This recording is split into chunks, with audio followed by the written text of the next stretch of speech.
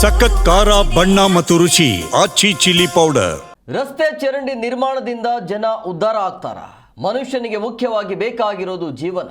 ಸಾವಿರಾರು ವರ್ಷದ ಶೋಷಣೆಯನ್ನ ಅದು ಮುಂದುವರಿಬಾರದು ಅಂಥೇಳಿ ಅದಕ್ಕಾಗಿ ರಾಜ್ಯದ ಜನತೆಗೆ ನಾವು ಗ್ಯಾರಂಟಿಯನ್ನು ಕೊಡ್ತಿದ್ದೇವೆ ಅಂತ ತುಮಕೂರಿನಲ್ಲಿ ಗೃಹ ಸಚಿವ ಡಾಕ್ಟರ್ ಜಿ ಪರಮೇಶ್ವರ್ ಅವರ ಸ್ಟೇಟ್ಮೆಂಟ್ ಇದು.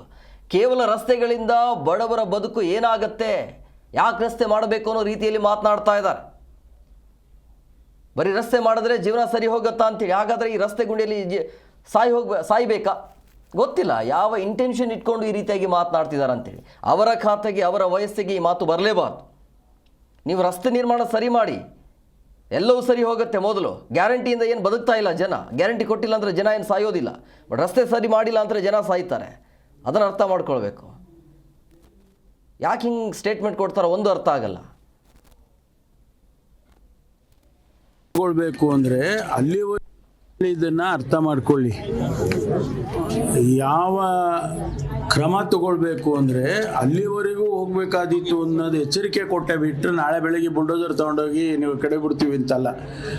It is unfortunate. I mean it is taken in a wrong sense. I didn't mean that tomorrow itself I am going to send the bulldozers and demolish the houses. That was not my intention.